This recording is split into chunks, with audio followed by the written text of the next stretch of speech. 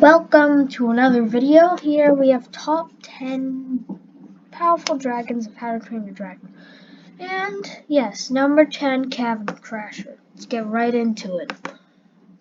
So the Cavern Crasher, it can basically repel fire, which is extremely powerful.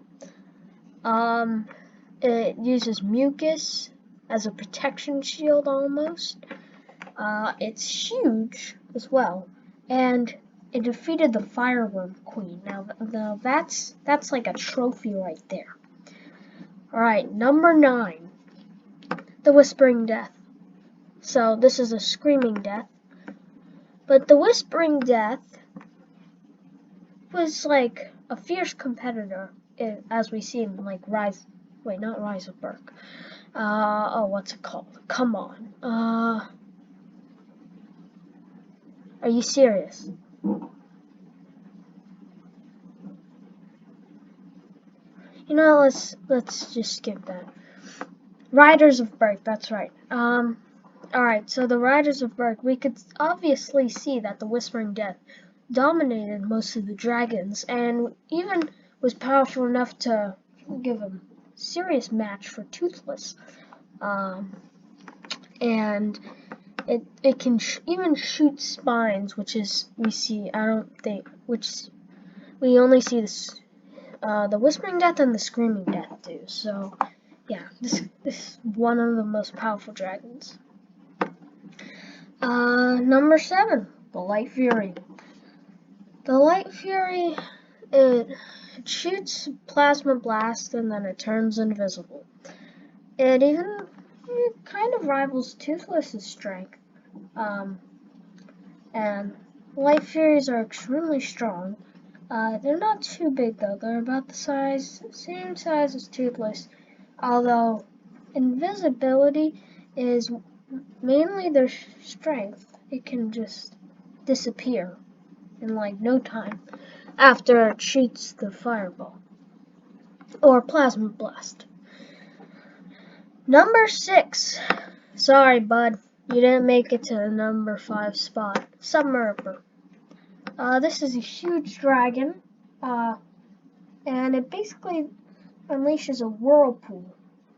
So, yeah. Yeah, essentially. And it's a huge dragon as well.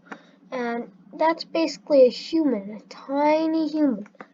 And it even rivals Shellfire in strength. And yeah, it creates a giant, almost tornado underwater. And as we see here, it even ate Toothless, and all these other dragons. Number 5, congratulations, Screaming Death. The reason why I picked Screaming Death is because, as we can see in, I think, Defenders of Berk, basically it can shoot spines, and it basically unleashes a massive amount of fireballs. It's like a rapid-fire machine gun of fireballs. This is something you do not want to mess with. You can also trouble dragons with its scream. That's why they named it the Screaming Death.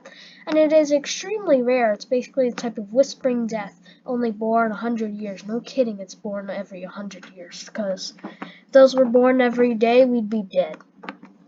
Red Death, number 4.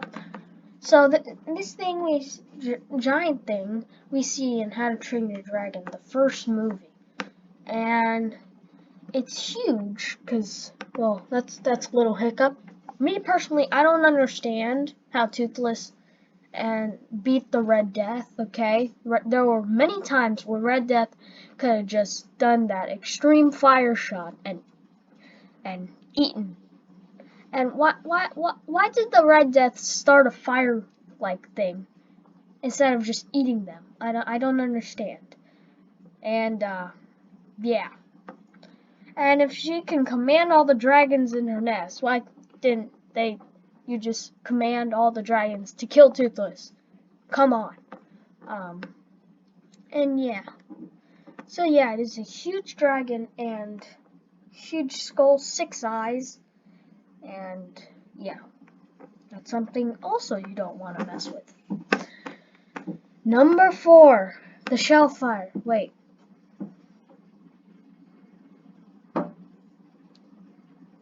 You know,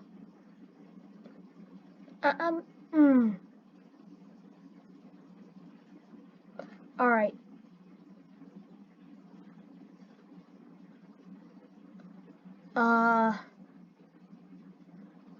Okay, so, yeah, this is number 4. Sorry, Red Death, you're number 5. So, Shellfire. In the Summer Ripper versus Shellfire video, I explained who would win. Exactly. Who would win, Summer Ripper or Shellfire? Shellfire would win, because, you know, it's extremely fast. And as we can see here, it's extremely fast underwater, which even Toothless couldn't catch. It has long, agile wings and a long tail, thin tail.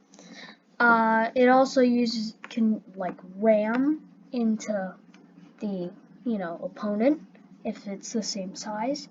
And they shoot these massive, like, almost electronic fireballs, kind of, at, like, more like plasma fireballs. But they can shoot massive amounts of it. And yeah. Alright, number 3, the Bewilderbeast. I mean, of course, this guy had to be on the list.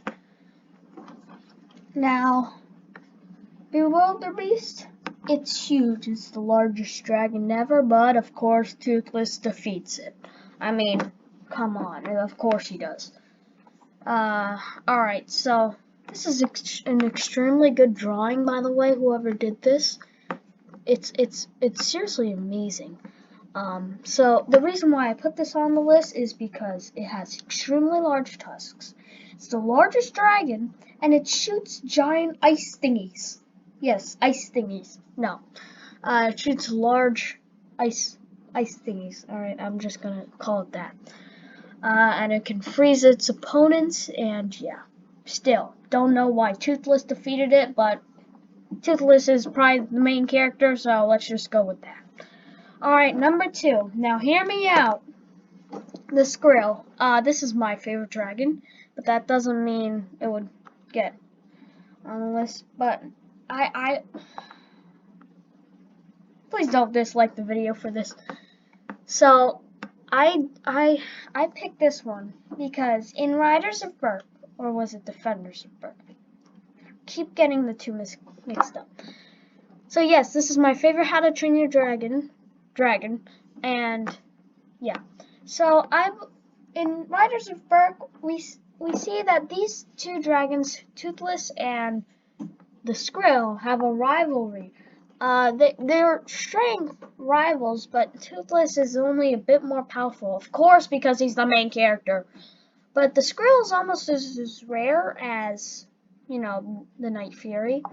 And yeah, again, we see Toothless and the Skrill battling it out in this one scene. And Toothless and Skrill shoots a fireball or their firepower at each other, and boom, they go like,